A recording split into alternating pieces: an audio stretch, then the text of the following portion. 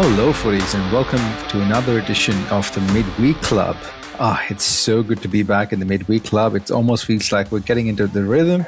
And before we get going, I just want to point out that Midweek Club will be out of session for the next couple of weeks. I'll be on a well-earned family vacation, but I should be back. And I will try and make some sort of guest appearances here and there as much as possible to jump in, because I will miss these chats. So, gents, let's get going. Firstly, I have with me the usual Neil. How's it going, Neil? Morning, afternoon, or evening. Yes, I'm doing very well, thanks. Lovely to be on as always. Thanks for having me. Good to see you. Good to see you. And also we have Homer. Hey, Homer. Hello, Shaq. Hi, Neil. Thanks for having me back on. It's something about every week I look forward to saying Homer. I just look forward to saying, hey, Homer, because it's just like the note to the Simpsons. So it just I've never had anyone in my life who I could call Homer. So it just feels amazing to call someone Homer. So lovely to say hi to you, Homer, every week. Right, gents, usual midweek club stuff. Let's start with the good stuff. What was your positive of the week? I'll start with you, Neil. What was your positive of this week? You start with me because you don't really like saying hi to me, but you like saying hi to Homer. I understand that. Hi. My positive of the week would be that I did finish the season pass. I've got to level 30 without having to touch manager or player objectives. So I took, I'm using Desai, my first team currently. He's okay, he's pretty good. I'm not sure if he's missing something, but so far so good. He seems pretty solid. I didn't take Michael Owen. I took the pack. I got 3 foot fantasy cards from it, but nothing spectacularly good. And I took Emmanuel Petit, who looks to be really good, who I'm using as a CM other than a CDM or a left back. But that's quite positive to get the season done. And there's 15 days left to get the season finished. There's loads of time. But I've not particularly ground out and smashed out this season like I do others, but I've managed to finish it. So once I got to that last kind of 3,000-4,000, I did grind it. So I'm happy with how I've managed the week so far. Nice. It's always good to finish that season. I think even I'm starting to run short of time to complete the season, but I'll see if I can get that petite card. That'll be good. But yeah, I'll get there. Homer, what about you? How's your week in FUT? Positive wise, I'm still winning games. I'll knock Tal 9, who's just fantastic, which we'll touch on more in a bit. But I've played less this weekend and week in general, just because we'll probably pick up on a listener's question or point feedback, which pretty much echoes why I played less. So, but I'm winning. I got an R9. I'll stick with that. Brilliant. For me, positive of the week is I've just finished R9 maybe an hour and a half ago, and I couldn't play much on Sunday because I went to see Ed Sheeran on Sunday, so literally played very little. So I just played Saturday, Monday, and a bit of today, and I could finish all the swaps to get R9. So basically what I'm trying to say is it was fairly easy this grind the second time around. So I'm pretty thankful, and I'm really happy considering that I was concerned about not being able to finish this before I went away on my vacation. So I'm really happy about that. So it's been a fairly good week, and I think we will touch on it during when we talk about the icon swaps. But I really have had some really good people that I faced in the swaps. So it's been fairly good fun. So yeah, we'll leave it at that. But it's been a fairly decent week. But we'll get to the on-hand reviews and the rest of the bits in a short while. Right, gents, as we know, we have a very, very, very popular promo, I would say, Fantasy FC. It always comes at a really good time. I think one of the things that we forget is that these cards stay live right up till the end of the season. So these cards are live even on the last day of the season when there's still Premiership at stake. There's the Cups at stake. So these cards are still alive, which makes it really interesting, both from a trading perspective as well as from backing these untradeable. So what do you guys think about this particular promo? So I'll start with you this time, Homer. Firstly, do you like Fantasy FC? And if so, would we like to talk through the upgrade path? I personally, it's one of my favourite ones because it's live. And it's not like 1 week you get it and then the next week it can be easily replaced and it's dead sort of content. This one that you said, it goes to the end of the season. So it's one of the ones where you can hedge a bet against a player doing well or not, or somebody surprising you. So personally, it's one of my favourite promos that they actually do release. Regarding the pathway, obviously there's two different ones. One's for the heroes, one for your regular players. So the regular players, if they win 6 games, they'll get an upgrade. If they get 10 club goals in if the club gets 10 goals in the next 4 league games, they get an upgrade. If the player gets 1 goal or 1 assist in the next 4 games, obviously if they're an attacker or a midfielder, excluding CDMs, they get an upgrade. They'll get, if they're a defender or CDM or goalkeeper, if there's a clean sheet in 4 games, they'll get an upgrade. Then there is, if they have 6 attacking actions in the next 4 league games or 12 defensive actions in the next 4 league games, they get an upgrade. And then they obviously get upgrades for club wins and league wins. Heroes is slightly less. If there's 6 club wins, if the club wins 6 points in the next 4 league games, they'll get an upgrade. And if the club gets 10 goals in the 4 games, they'll get an upgrade. Then from there, again, domestic cup and the domestic league will get them upgrades. So it's a +1, the roll ++ for the 6 club wins for the normal players. A 99 stat if they get the 10 club goals. They get either a skill move or a weak foot if they get the attacking or defensive actions. If they get the clean sheets or the goal or assist, it's another playstyle plus. The domestic cup is another playstyle, and if it's a league win, it's a playstyle plus. So they've changed it each year, and they've said it's defensive action or attacking actions. So they've had to create a wee bit of blurb here just to quantify what that means this year. So both defensive and attacking actions will accumulate over the player's next 4 games. Defensive actions are saves, clearances, blocks, and interceptions. Attacking actions are shots on target, key passes for assist. For clarity, an assist will also account towards a player's key statistics. To achieve these upgrades, a player will need a total of 12 defensive or 6 attack actions within the 4-game period. So, for example, if a defensive player gets 6 clearances, 6 blocks, and 0 interceptions, they will receive the upgrade. These will be tracked by Optal's official stats and will count towards the upgrade. So, and then obviously going to tell you what exactly cups and everything are the cups in question. I think thank you for that. It's quite an exhaustive way of covering the upgrades. There's a lot of things here, and I think one of the key things is that these cards can actually go up to 3 playstyle pluses in the end. So, it's brilliant. It's really keeps us up with the power curve, and I think overall it's fairly gettable. I think one of the card that comes into my mind every time we think about a fantasy FC is that Werner card that we had a couple of years ago. That was such a good broken card that just kept getting upgrades for some really weird reason. It was just broken in game. So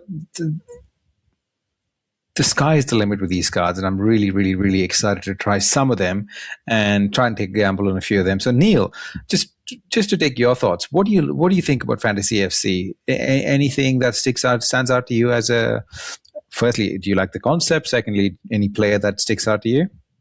Life cards are always different, cool. Yeah. I suppose it gives you an interest if you've got a good one specifically. You say Werner came to mind, Volfo came to mind for me. Yes. I remember she was out injured at the time, and everyone was sort of watching it, praying that she'd make a sub-appearance because they were winning like 7-0 at the time. And she came on for 15 minutes, and everyone was delighted that they got a +1 upgrade from it. And then she ended up a 93 card or something at the time. An exceptional card. I've packed 11 of these so far. Woohoo! Which tells me one or two things, really. One seems... Because I've not packed any promo cards in months, really. Nothing. Packed 11 so far. Most notably, I've packed Daniel Malin, who is at Roma, which surprised me because I didn't know that until I packed him. I thought he was still playing at Aston Villa. He plays left mid, right mid, and striker. It looks quite a good card to try out. Packed that Schlotterbeck. Again, it looks okay. And I packed Alex Garcia, and I packed the goalkeeper, Unai Simon, and I've packed a few 87s. I've packed Thomas Rosicky as well, who, whether I'll use or not. And I've also I'm sure I've got 2 heroes. Let me quickly check. Thomas Brolin, packed him. And I thought, wow, this guy looks really good. And he's worth 200k when I packed him. He's now down to 50k. But they've gave him his club's Leeds United. I mean, he would have been far better if you gave him Parma, because that's where he was actually a good footballer. He wasn't exactly very good at Leeds. I like the promo. I quite like it. And I believe there's 2 weeks of it. Is that correct? That's correct. So there are a load of players getting released. There's a few cards in there that actually interest me, yeah. I suppose there's a few cards in there that will interest anybody. Your usuals. You've got Salma, Bruno Fernandes, Rafa Leao, Hendrick, Mr. Diaby looks pace forward as well. Cole Palmer. Well, there's loads of good cards here, isn't there? Yeah, I completely agree. There's a lot of good cards, and I think just knowing that these guys are still alive for a little while just makes it that much more interesting. I think backing tennis quite a lot, so I think you can start looking at all these games in a different light. The only one that I've packed this year so far is the Alawaran card, and nice. Yeah, it was a decent card, but he doesn't have the RM position, and I use RM, so just almost like it's like a useless card for me because I'm not going to play him as striker. But I just checked that he's linked to Al Shabaab, so Al Shabaab it is. I don't even know what their logo is, but I'm going to try and follow Al Shabaab from now here on in. I think one of the things that's come out with this promo also some SBCs. So Cancelo SPC seems to be very, very popular. I'm just looking at FootGG, and he's got 89% upvotes on FootGG. Any interest in that card for either of you? I've done them already. Yeah. My storage was completely full. I was unassigned to like 22 players after doing player picks, so I was like, I need to clear it out a bit. So I done them just for the clearing out the squad, so I could open more packs and stuff. So he's done. I haven't had a chance to use them yet because I'd already completed the La Liga for the FC Cup objective. So maybe next time I'll give you a wee review on them. Yeah, he seems to be a very, very good card, and he's got a lot of upvotes, and he's quite cheap as well. And he's got the Bruiser, he's got Quick Step, he's got a lot of good stuff. Jockey Plus, Tiki Taka Plus. Yeah, he's got a lot of good things for the right back. Any interest in Cancelo, Neil?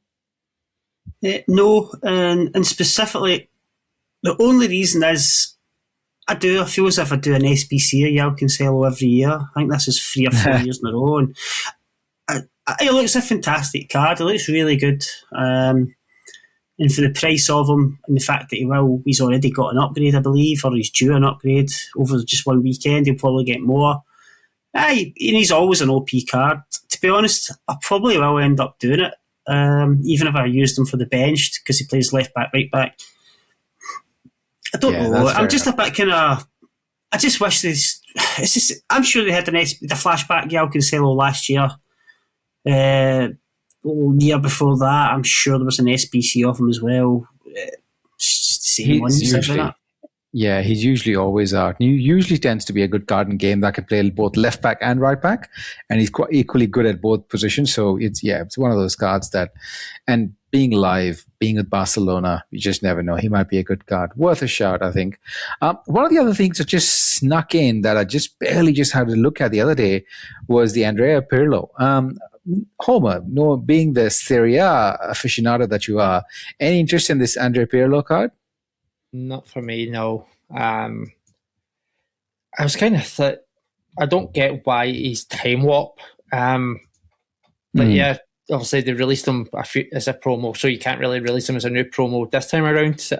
But he wasn't appealing when he came out as a card on the market, so he's less appealing as an SBC.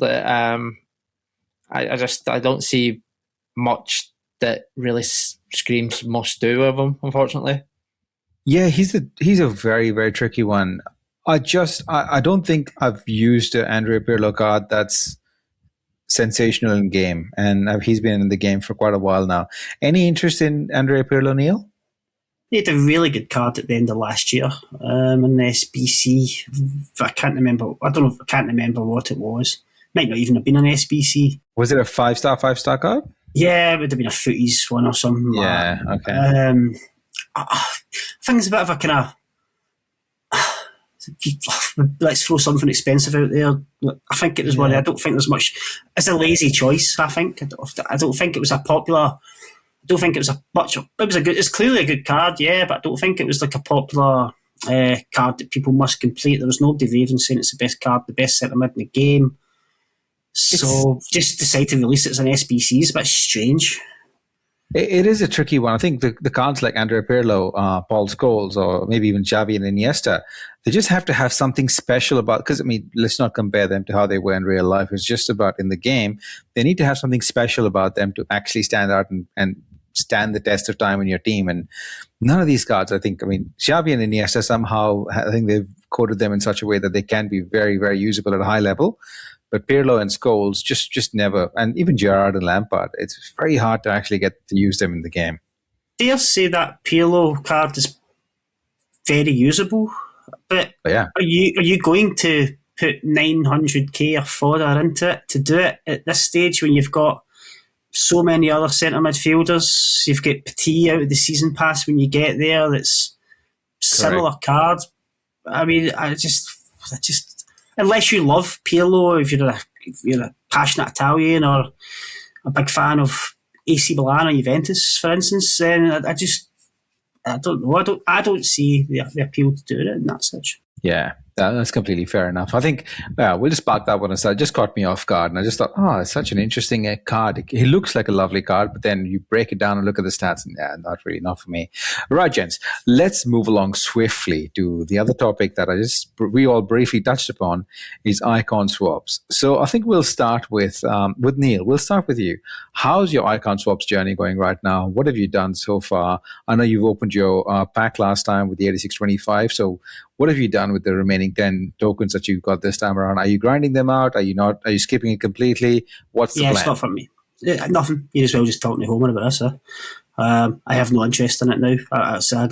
I use my tokens for packs. I get scalded completely, and I've no interest in going back in to do it again. So I'll just play with what I've got. With that in mind, I just wanted to pick your brain a little bit, because how many tokens do you have left? Do you have any tokens left?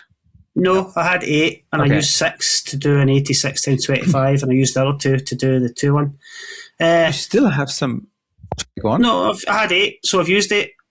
I've done the squad battle. I've done 2 of the squad battles ones, so I've got 2 sitting there, and I'll probably do the squad. I'll do the squad battles ones to get me to 4. That'll be my max limit. I'm not really interested in doing any more than that. Yeah, I think 4 is pretty good. You can still do the iconic defender glow up, so you can really upgrade a really solid defender in your team that you can use. Or if you are willing to grind a little bit further, you can try and go to maybe even. I could get a Buffon for 5, but I'm not really interested in doing any of the online ones. Do you know what? I could maybe get 5 by doing 10 champs wins over 2 weeks and get Buffon out of it, but I genuinely don't have the appetite or the hunger to do it.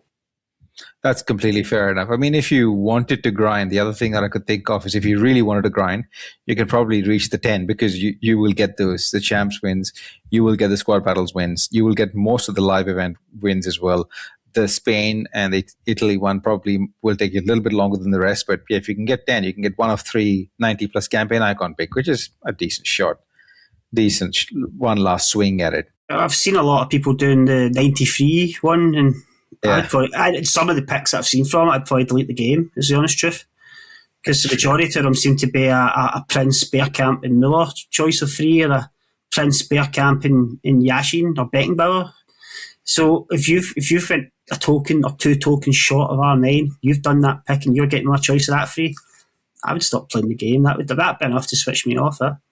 Yeah, I think there's only been a couple of tokens. I think I saw one guy in one of Nick's videos, Run the Foot Markets videos, where he backed a bail out of that pick, and the rest of them have just been, I think the best was Morgan, who's, again, a decent card, but 2 more swaps and you'll have Ronaldo, so it's not really worth spending it on Morgan. But it is what it is, I guess.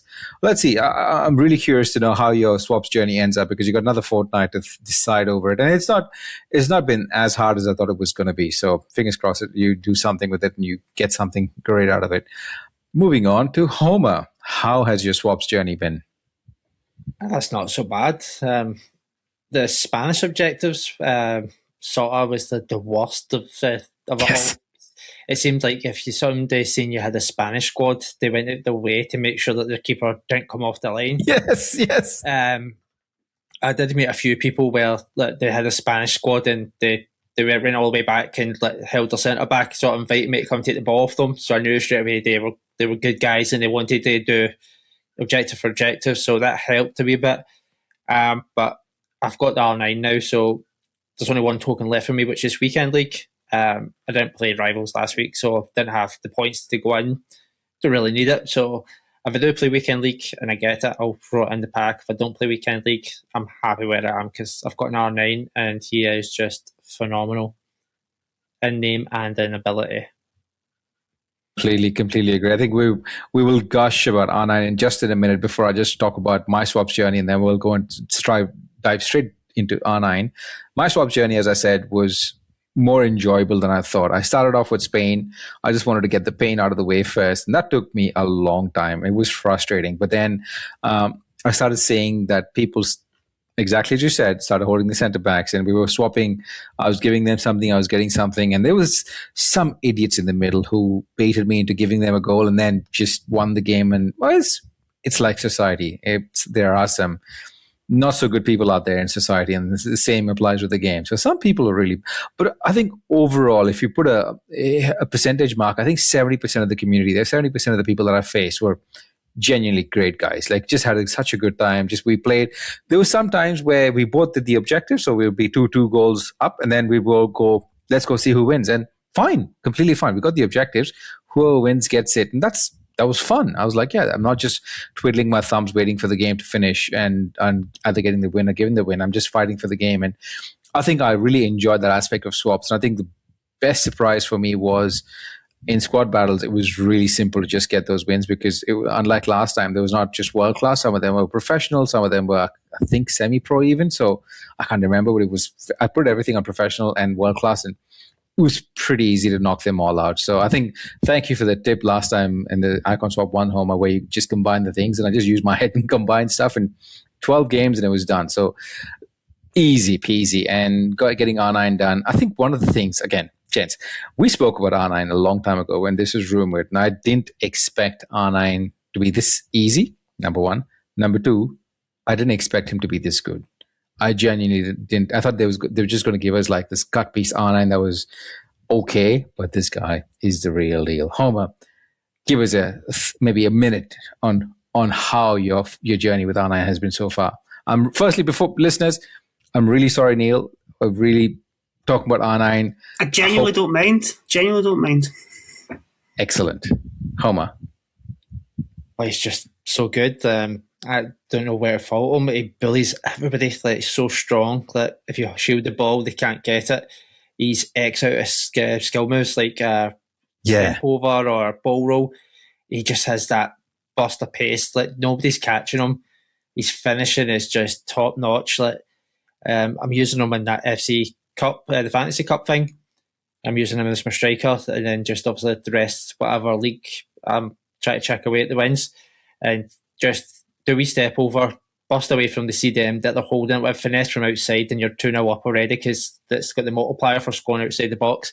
Oh, he's just so good. Like, it got to a point where one guy I played just kept slide tackling him every time I got near him.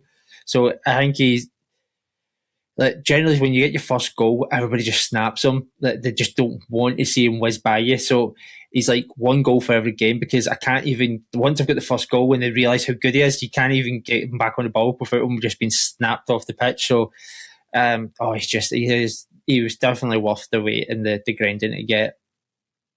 Definitely agree. It's weird. One part of me is extremely happy that he's so good. The other part of me is terrified of playing this game against everyone that's got R9 versus me because he's stupid good. I don't know. It's just he's a fun card. I think for the first time, I feel like I have something that's fresh and that not many people yet have unlocked. So it is kind of cool, but everyone's going to catch up eventually. And then, yeah, it's going to go. Well, for those of you that are still grinding R9, it's worth it. Just go out and get it done. And yeah, hopefully you get to try him and he's as good as we say he is. Right. Moving on. I think there was a while when we did these shows, and it was almost became a mockery where we said patch in review rather than foot in review. As we know, there was some discussion about this, and we just thought, no, it's not going to happen. Where there was a post in one of EA's Discords where they spoke about reducing, not nerfing, reducing the impact of some playstyle pluses. And I think a lot of the community was up in arms, and they were like, blah, blah, blah. And then we all thought maybe they're not going to do anything. And then EA released some information about reducing the impact of certain playstyles. I think they only picked 2 playstyles, which was Tiki-Taka Plus, Incisive Plus. Was there another one as well that I'm missing? Or just that these 2? I think Tiki-Taka Plus, Incisive. Was there more playstyles? I can't remember. What it was, a long ball? No, I think it was these 2 that I can definitely remember because I interact a lot with these 2 playstyle pluses, and I was a bit bummed. Gents, I know how we feel about patch and review, but with this change, I really want to get your honest thoughts on what you think. Neil, what are your thoughts on these reduction in playstyle plus impact in game? Genuinely, I'm okay with it personally.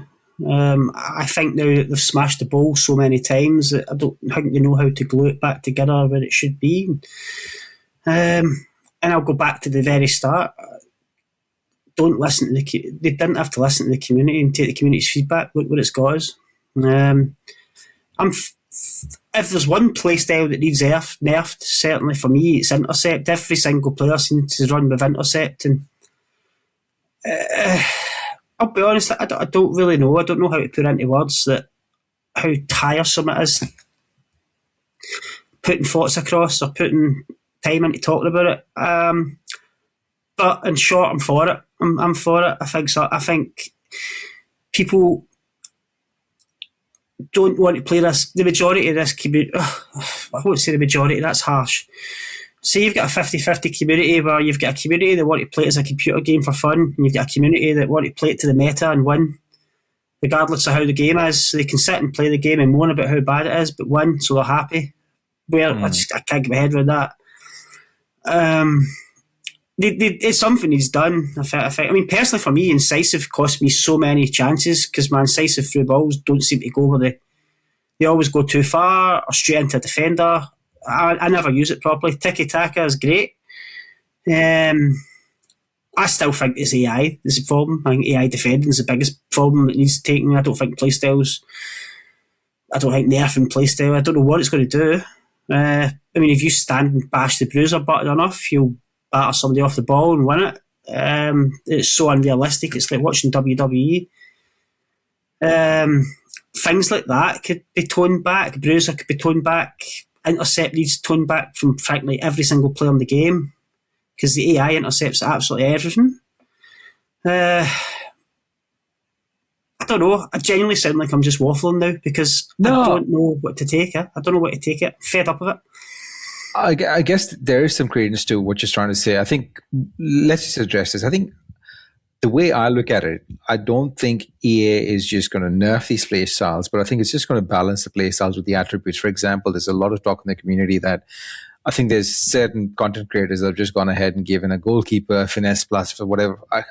I'm making this up, but it's close to the reality where they've given a playstyle plus to a card with very low attributes for shooting, and they were scoring finesse shots easily with this particular card. And those are the sort of examples or anecdotes that are brought up, which has resulted in EA having a change in tact. On the face of it, it makes sense. So that's the part that I kind of understand where they're coming from. Again, I'm playing devil's advocate here. On the face of it, it makes sense, but the way this game cycle has went so far, they either nerf it completely out the ground or they make it so overpowered that there's never been an in-between with them. They don't know how to do it. They turned AI defending into very slow and very average to the point you had to manual defend to super AI defending, and we're at super AI defending still, despite them saying they'd reduced it. They didn't reduce it in any way. No, I don't know. They've smashed the ball that many times. I don't think they can put it back together properly. That's my analogy of it. So Homer, basically, what both of us are trying to get at is the fact that the balancing of the game is slightly off. And the more you try to overcorrect, the less of balance is achieved. So what are your thoughts? I know we've spoken about this endlessly with Patch and Review, but I'm really curious to hear, and listeners would be curious to hear your thoughts as well. Personally, I just removed playstyles. I don't agree with them coming in. I think they should have staged the traits. There should have been a background attribute that complemented your stats. This superpower, like COD-like perks nonsense it's just a nonsense. I said that when they came in, and I still stick by it. Far too many people it removes the skill gap for me. Far too many people are helped, and maybe that's why it was there. I think it's also a power curve tactic that they give players these certain playstyles that will push more people to the store to buy packs and everything. And I generally don't know if it's going to hinder us or if it's going to help us at this moment in time. Like Neil said, and like our comment from Valid mentioned, AI defending is terrible. You can rely on it if you want to. Manual defending so weak. Add in the fact that if you press team press and do all the other presses like the second man press and everything else, you can literally stop somebody from playing the game full stop. So I don't know, from that point of view, it's going to hurt us more because these people have now further tools at their disposal than we have. But I'd give anything a chance to see. Like, I wasn't happy with goalkeepers being nerfed into the ground just for the sake of suppressing goalkeeper movement. But here we are. I wasn't happy with all the changes at the start of the game because I thought the game was fun. It was open. It was fast. It was flowing. And yet here we are. So... But the community voted for it. Like, I don't know. I've said that I like to look across the EA forums. I like to go on the Reddits. I like to go on X, everywhere else. And everybody complained they were overpowered. We got the poll. The vast majority, it was like 98% voted they were overpowered. So people complaining, oh my God, what are they doing? Well, this is the feedback. They keep saying they listen to feedback, and this is the feedback they've got. The poll was overwhelmingly that nobody thought they were balanced. So... Is that because a streamer told them it was overpowered, though? Do you know what I mean? What it takes is Nick to say it's overpowered, and then everyone agrees with him. I'm not disagreeing with him. I'm just saying that's how it goes, isn't it? Really? Yeah, but the community's been quite shapy for a long time. I mean, somebody says this formation's the meta formation, and next week all you see is people playing that formation. Granted, this year they've done really well. You can play pretty much any formation this year and win and lose as many games as possible. Other formations do come with more of an advantage, especially if they're a 4-4 or a 4-5. But you can still beat them. Last year, what was it, 4-2-3-1? The year before that was the 4-3-2-1. The year before that, it was same. So they just need to find a balance. Like we said at the start of the game, release a game and stick to the game. If it's not your game, oh well, move on. So no offense to you, but move on, find something else, or learn it. Or learn it. That's the main thing. But like Neil was saying, everybody plays a certain way.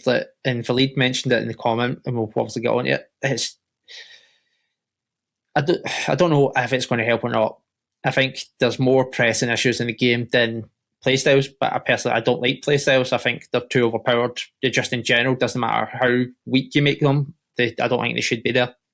I completely agree with all the things that both of you said. I think from the outside looking in, there's two things. One is the fact that, just talking about your gentlemen's comments on the changes from day dot, you guys have said exactly the same thing, where you made a game, just let it be, and I completely support that. And I think if EA wants to make these sorts of changes, they probably need to just time them in such a way in seasonal pushes, so it just kind of feels like, okay, there's a new season, new start, kind of feels like a new game, but just changing it through constantly whenever they feel like just randomly throwing a patch out here, patch out there. It's a mishmash. And the second thing as well, I've started to realize that all along, I always assumed playing this game that I was the target audience for the game. But as time's gone on, I realized that maybe I am not, and maybe it could be us as well. We're doing a podcast on this game, so clearly we're very invested in the game, but then we don't necessarily engage with the store packs as much as the game wants us to. So I don't necessarily think we are the target audience for the game.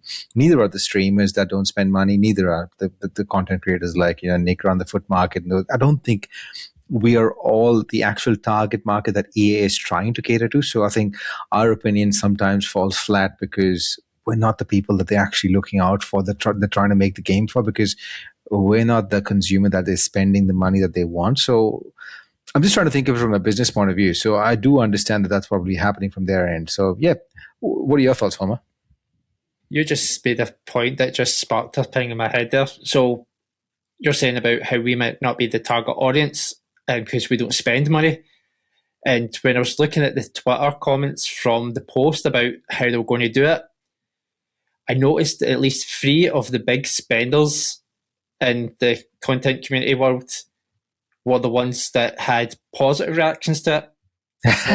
one of them actually went ahead and said, "Thank you so much for listening," or "Thank you for listening." And I was like, that's not, you're not reading the room here, mate. Like, I was like, wow, everybody might be sort of happy, but the timing and everything else wasn't great, like you said. So it's interesting you said maybe not be who, because like I said, I noticed a few comments, and like we don't name names here, so but I can send you a screenshot of who put it in of the pod, or you can go on the post and find it yourself. You'll see them. Their post is very popular, shall we say, with negativity back towards them for the point. And something else you said there, like the seasonal thing, like John brings it up quite a lot about how Diablo does the game. If they did go like season 1, this was in like Rivals and things like that, and like mobile games like Clash Royale, they do these things where every season they'll make changes and they make you aware of these changes, and then the game stays a certain way where you're not negatively impacted from the changes because what you have accrued to that point, or everybody is equally affected. If they made it that way, I could see more of a positive in it, but we're everybody's going to be negatively impacted in a certain way. We build our teams to try and play this game the best way we can play it. And then if they're going to do this, if it was like, well, we're going to restart the season and we'll reset, you'll have playstyle tokens for each player that's negative impact, that it would be a benefit. But brilliant. But there's no, the other games have that system tailored and they've got it perfection, where EA have just chopping and changing to see what sticks and what works, which is not the way forward, unfortunately. Yeah, just the example, like last year, if you remember, load-driven shots was not a thing last year, and then suddenly they came about and they became a really important thing. But the transition of that happening just happened randomly. There was no a new season or nothing. It just happened like load-driven shots, and every player was just trying to get load-driven shots, and that was a new thing. But that didn't make the other shots worse. It just had another new mechanic that we could use. So finish shots were still decent. So load-driven shots was another addition that we could have. So having an addition every season, having a new thing, a new perk as such. I mean, I know you don't like the word perk, but just trying to make it somewhat engaging for the audience and not really detracting from what we have. Building and adding to what we have every season would probably make it more interesting and fun as well. Something new to look forward to rather than this constant random changes that we don't even know when they will be affected, and that changes the way your game is. And yeah, I think they just need to work on that. And John was the one that gave me the idea through Diablo, and I think it makes complete sense. Neil, any final thoughts on this before we move on to the community questions?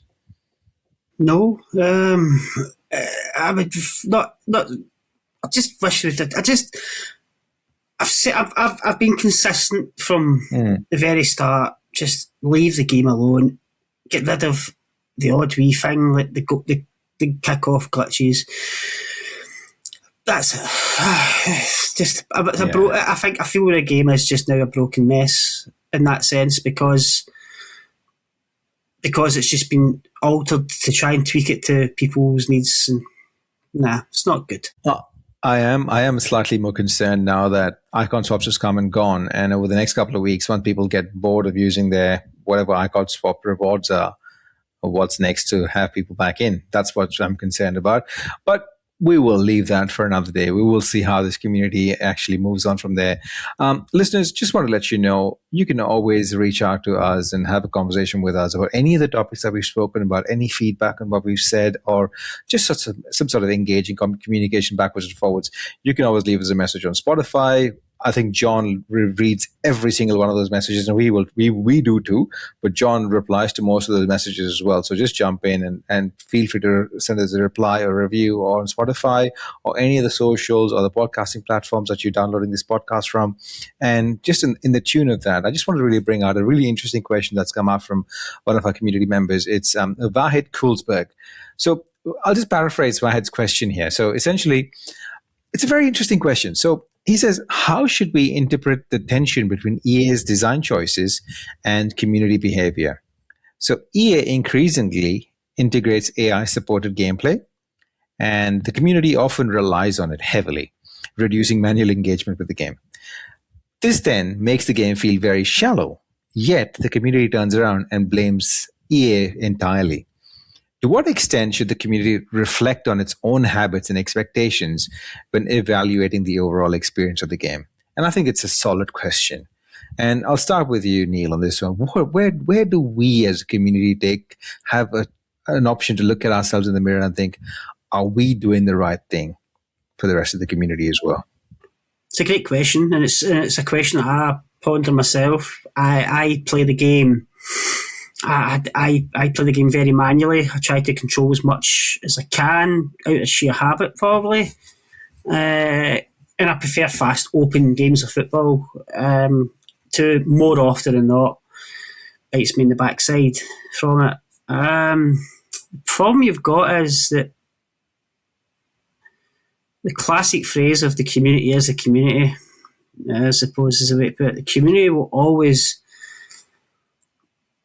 do, but they don't care. They don't care about most of them don't care about the gameplay and stuff. Most of them just sheerly care about rewards and winning games. And I've messaged a couple of people where I probably shouldn't be to say, do you always play like this? Where they'll just park 10 men behind the ball and they'll use if it's not so much Pina these days, but Sophia Wilson. You've got her sitting as a sort of CDM running about with her. And it's frankly really boring to play against, but it's also really boring to do.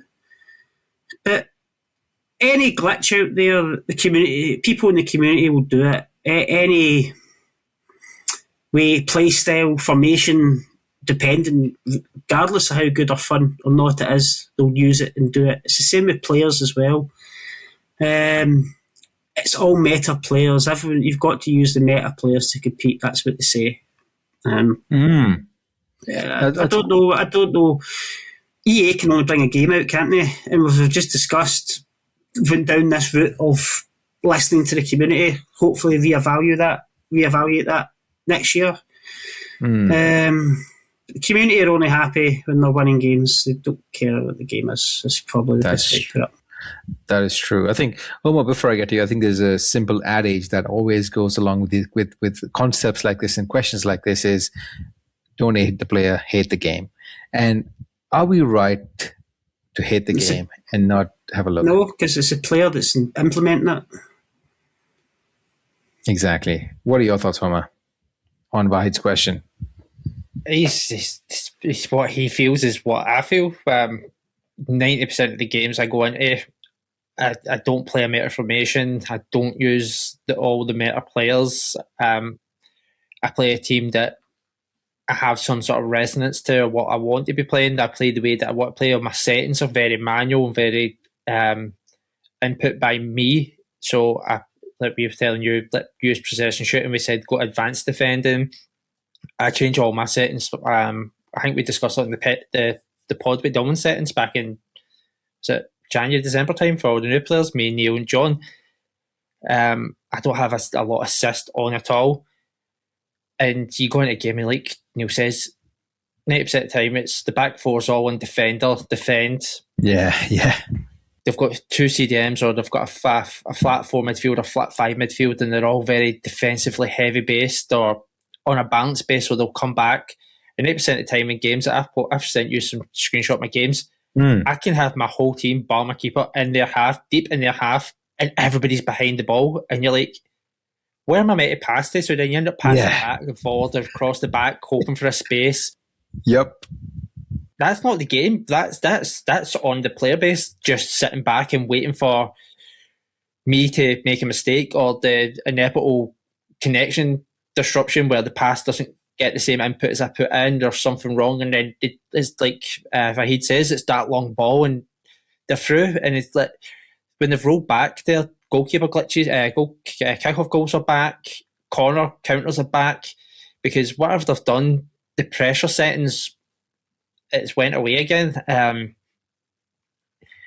In the game, you can play good football in this game. I don't think it is the game. The game is bad, but I don't think the game is as bad as many make it out to be, or they use it as an excuse for how they play. And yes, because they're not winning games.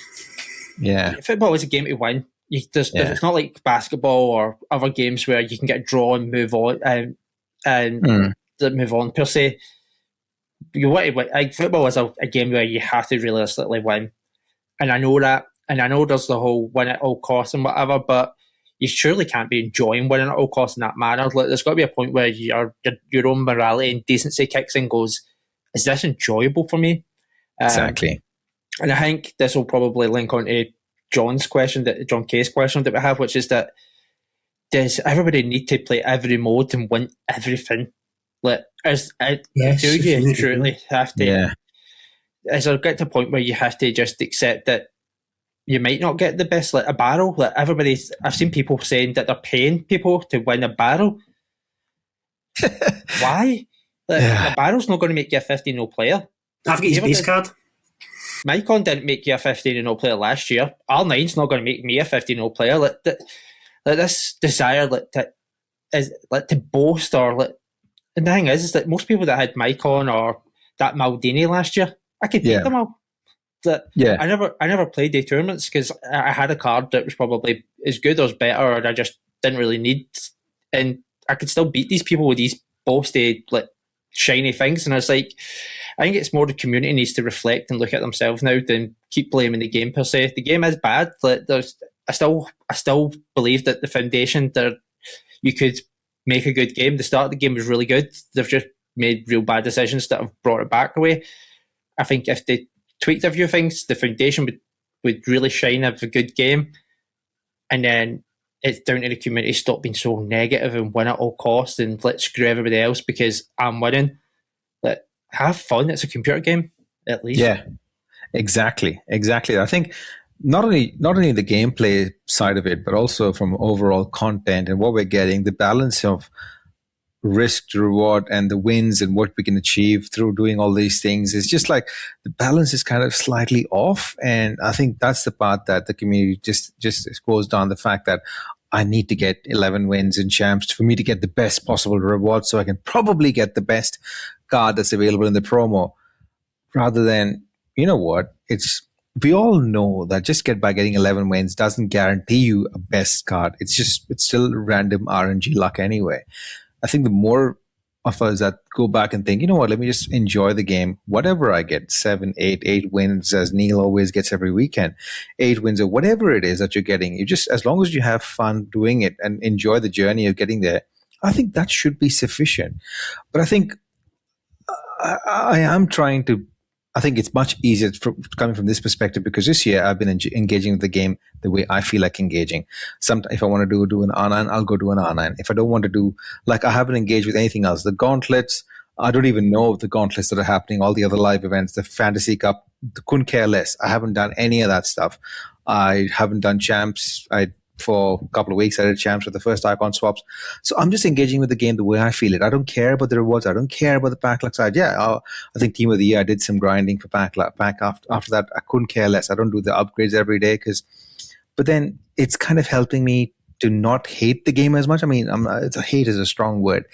I'm not loving parts of the game, but I'm enjoying certain parts of the games as well. So I think as a community, we probably need to just take a step back and think, what are we doing here? Are we enjoying what we're doing? I think a lot of people go down the avenue that you guys were talking about where they try and do everything they can to get the wins and then realize how boring that whole concept of playing the game is. And hopefully we have a solution one day. I think you touched upon John K, also known as Talking Foot, from our Discord. Some of the questions, listeners, if you want to ask us these questions, feel free to jump into our Discord at patreon.com/footcoaching, and you jump into the Discord and ask us these questions. Well, as John said, that there's a whole heap of modes to play, and I think one of the things that we all find is that we have all these modes, and we have this ultimate team that doesn't get used in certain aspects, as opposed to how it was in the past with just rivals and champs and things.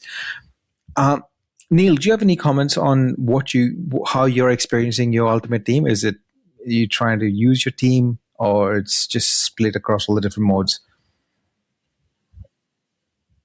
I'm lucky enough that I'm in a position to play a lot of these game modes and give them a chance. There's not many game modes that I miss. I've not did this a Barbo Fantasy League thing yet, but no other reason than I just wanted to get the season finished.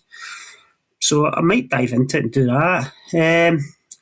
I give everything a go. I'm finding myself more and more disinterested in rivals, for instance. The rewards just, and we'll come back to that, rewards just aren't where they need to be for the amount of time and effort you put into it.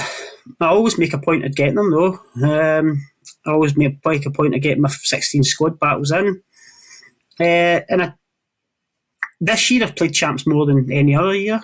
Last couple of years I'd only played champs a handful of times a year. This year I've played it almost every weekend. But to me, it's more a habit thing. Yeah, but I've got the time to do it. Yeah, that's fair enough. That's completely fair enough. Well, moving tact, John K has asked another interesting question as well. And just really quickly, considering I just noticed how long we've been recording for, just want to understand from you. Most EVOs are capped at 86 rated. Is this acceptable at this stage of the game? What do you guys think? We'll start with you, Neil. What do you think about EVOs being capped at 86 rated in almost March?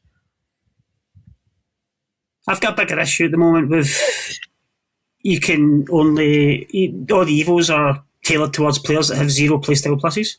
Yes. So I've got more of an issue with that because there's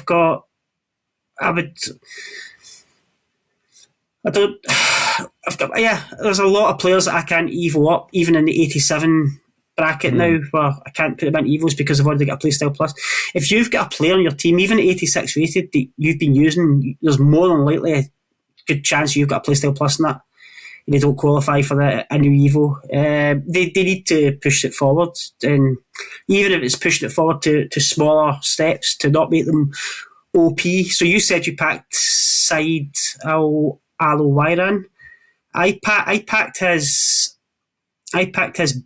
Ultimate Scream card when it first came out, and I've been wanting to EVO it for ages, and as John K rightly says, there's been nothing there to put him in, and even he's 86 rated because he already had a playstyle plus, and I finally got him into the latest Fantasy FC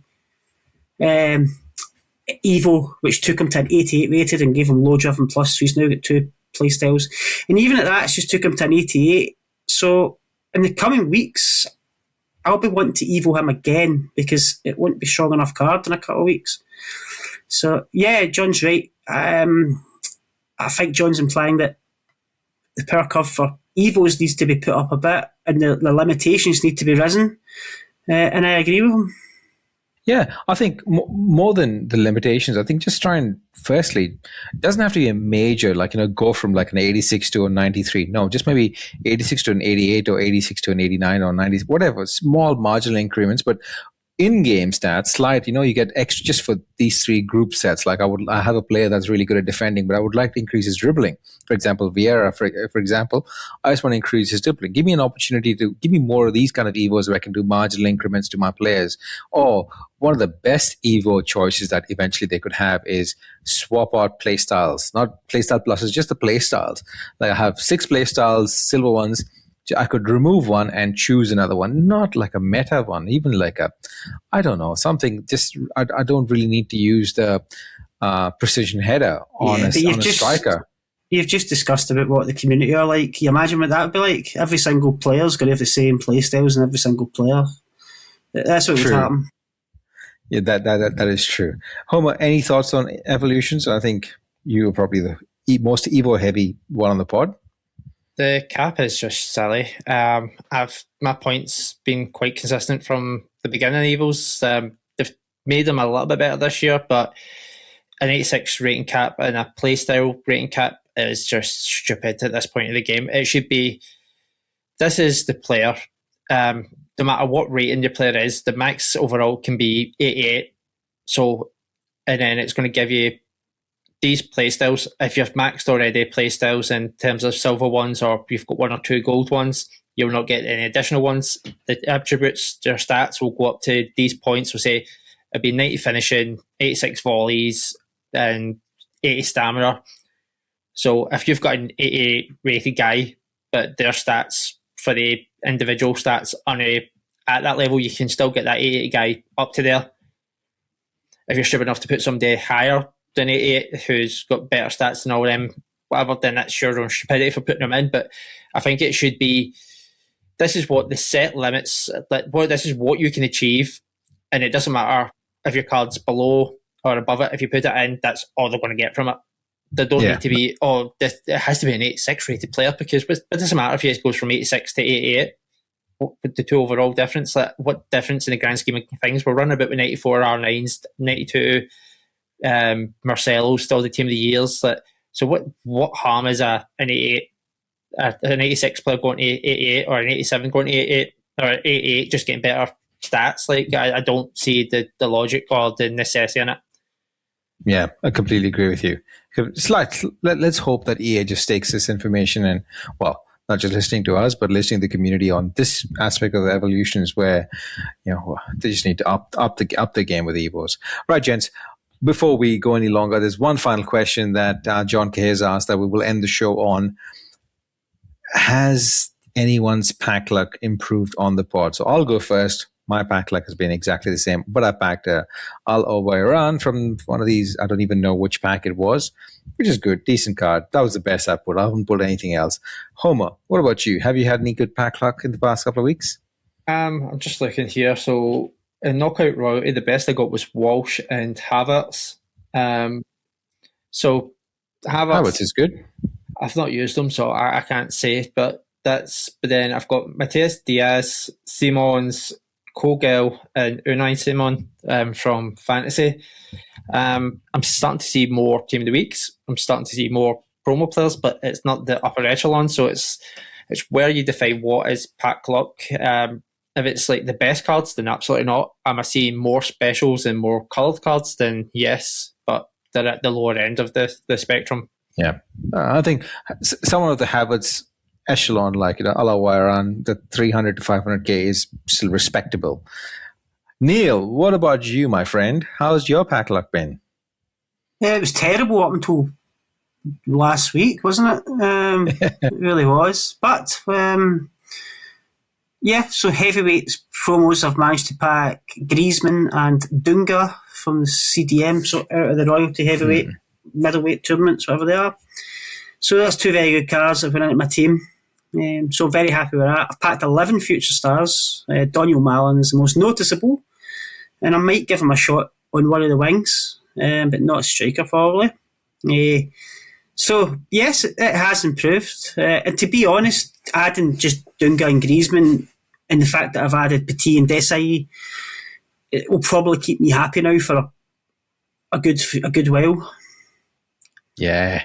Griezmann looks like a solid card. I mean, interesting enough, he's ranked number 3 on foot.gg as a wide playmaker, which is really good because he's only behind Mbappe and Claudia Pina. So very interesting take there. Yeah, I should try him there. Well, he looks like a very good card, as always, as every year with this card. I've come across this card quite a few times, and he's so hard. His finesses are really, really good. So congratulations on that. Well, gents, I know we can go down, we can keep speaking for another couple of hours, but I think we've hit the 1 hour mark, so we'll stop it here. And is there any final thoughts? We've covered a whole heap of things today. Any final thoughts from anyone? Just keep it fun. Never mind the FOMO. Just keep having fun. That's the main thing. You don't need to play every mode. Just do what you want to do and get out. Excellent advice. Neil, anything from you? Join the Patreon, guys. It's a great chat on there daily. I take a lot from it, listen to the guys, and sometimes add my own feedback. It's great. So Patreon, join that. I highly recommend it. Patreon.com or .co.uk, I'm not sure. And Foot and Review, highly recommend it. Absolutely. We look forward to seeing you at patreon.com/foot coaching. And what we will also do is we will probably say, we'll park it here. Listeners, just letting you know, Midweek Club as a whole will be away for a couple of weeks, but we will be back as soon as I come back from my vacation. But having said that, we could still try and see what we can achieve while I'm on my journey. So we will catch up with you before I go away. Neil, would you like to do the honors? Would you like to? Drop it. Homer? Drop it. I'm going to drop it. Drop it. F-U-T. F-U-T. F-F-F-U-T. F-U-T. T. T. In the view. F-U-T.